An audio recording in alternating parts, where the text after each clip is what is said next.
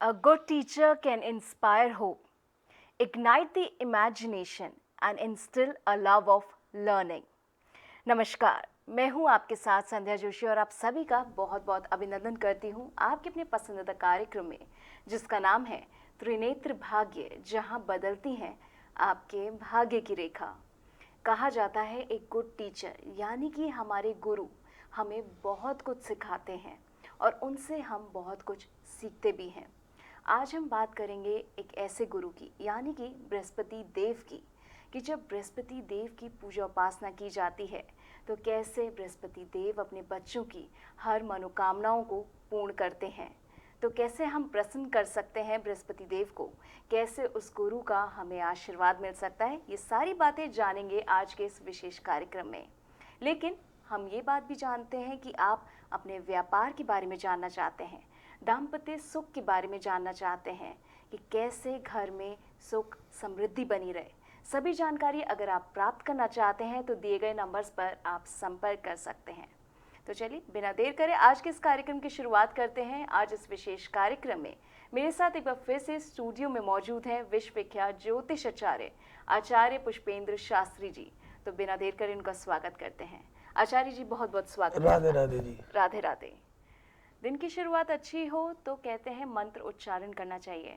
तो चलिए आज की शुरुआत आज के मंत्र उच्चारण के साथ करते हैं।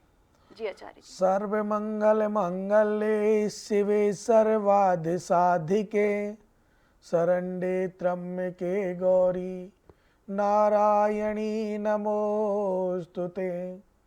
कैलास शिखिरे रम्ये भक्ति संसाधनायकम प्रणम्य पार्वती भक्त्या शंकरम परमोच्यते।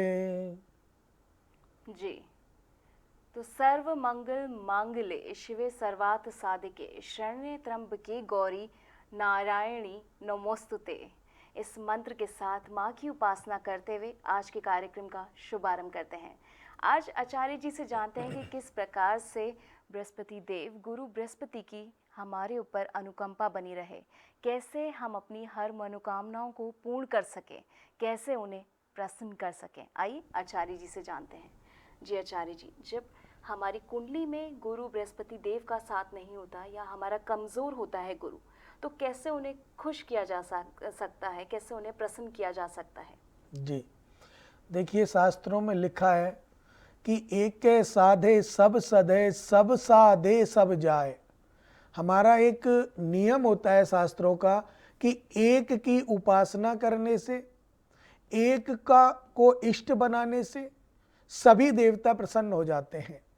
हम जो 9 ग्रह हैं उनमें एक ग्रह है बृहस्पति, जो हमारे 2 चीज़ों पर विशेष रूप से उनका कमांड रहता है कि उन 2 चीज़ों में वो विशेष रूप से हमें फलदायी करते हैं। जैसे राज्य, नौकरी और बिजनेस हुआ, कैसा भी व्यापार आप कर लीजिए, अगर गुरु आपका उच्च का है, गुरु आपका श्रेष्ठ है, तो आपके व्यापार में आपको हानि नहीं होगी।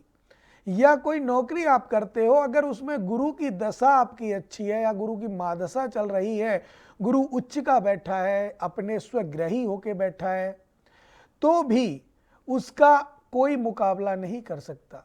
लेकिन अगर इसी के कारण अगर किसी का गुरु नीच का हो या शत्रु के घर में विराजमान हो, या फिर वो कुदृष्टि से आपके घर को, किसी भी घर को, द्वादश भाव में से किसी भी भाव को वो देखता हो, तो उसमें सबसे पहले आपको करना क्या है, कैसे गुरु को मनाया जाता है, गुरु को कैसे अपने फेवर में कर सकते हैं, कैसे मना सकते हैं।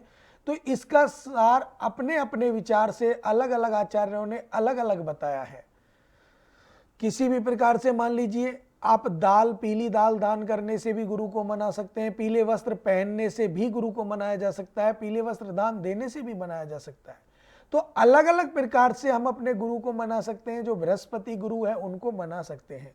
दूसरी बात, गुरुवार का व्रत करके भी हम गुरु को मना सकते हैं, केले की जड़ को पूजकर भी हम गुरु को मना सकते हैं, अर्थात उसके अंश बढ़ा सकते हैं, जिससे हमारी कुंडली में लगे हुए जो दोष हैं वो दूर हो जाए, अर्थात शांत हो जाए, जिससे हमें कोई दिक्कत ना आए। जी, तो किस प्रकार हम गुरु को खुश कर सकते हैं, अपनी हर मनोकामनाओं को पूर्ण कर सकते हैं? आचार्य जी ने बताया कि हम चने की दाल का दान पुण्य करें, पीले वस्त्र उस दिन धारण करें और गुरु केले की जड़ की पूजा उपासना करें। जब हम इस तरीके से करते हैं कोई कार्य, तो तब जाके गुरु ज़रूर प्रसन्न होते हैं अपने बच्चों से और उनकी मनोकामनाएं ज़रूर पूर्ण करते हैं। आगे भी जानेंगे गुरु बृहस्पति देव के बारे में।